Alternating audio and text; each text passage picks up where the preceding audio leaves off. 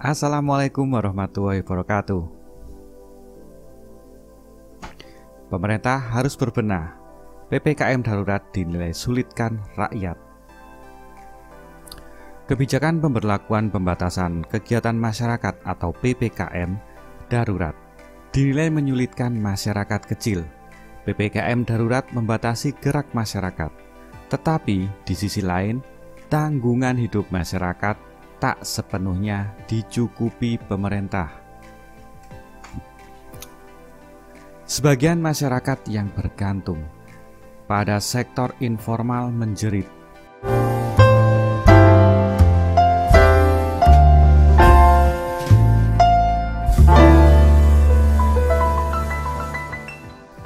Sebagian besar masyarakat yang bergantung pada sektor informal menjerit akibat kesulitan bekerja dan mencari sumber penghidupan. Kini ada lagi rencana PPKM darurat Jawa Bali akan diperpanjang hingga akhir Juli 2021. Apa yang harus dibenahi pemerintah agar kebijakan PPKM darurat dalam mengendalikan pandemi ini tak menyulitkan warga kecil?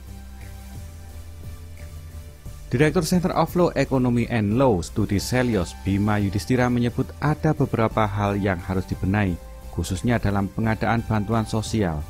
Pertama adalah pembaruan data penerima bansos, juga program yang digagas.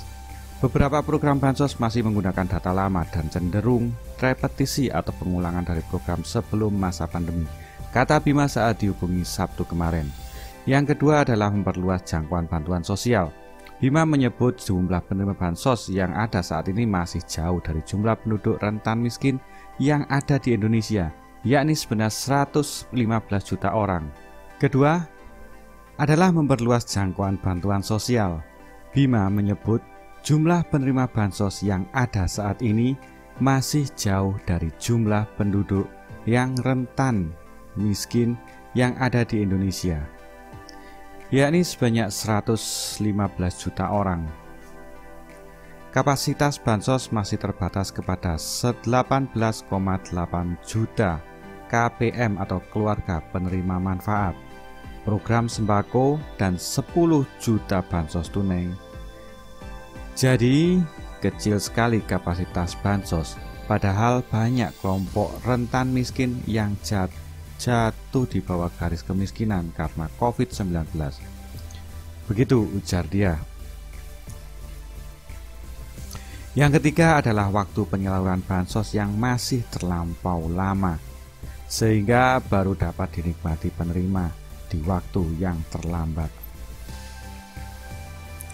Evaluasi perlu dilakukan soal mekanisme penyaluran bansos yang terbilang lama. PPKM darurat diumumkan, tapi bansos tunainya belum disalurkan. Ini berdampak pada PPKM yang kurang efektif, karena masyarakat akan terpaksa mencari penghasilan di luar rumah. Jelas dia. Permasalahan ini membuat pembatasan sosial yang digagas dan direncanakan dengan sedemikian rupa mustahil berjalan efektif. Pengalihan anggaran untuk tangani pandemi.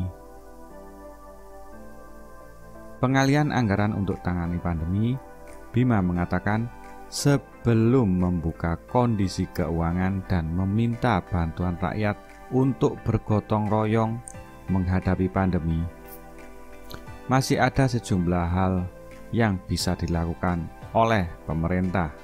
Misalnya, mereka merelokasi anggaran yang ada dari aspek yang kurang urgent kepada aspek penanganan pandemi.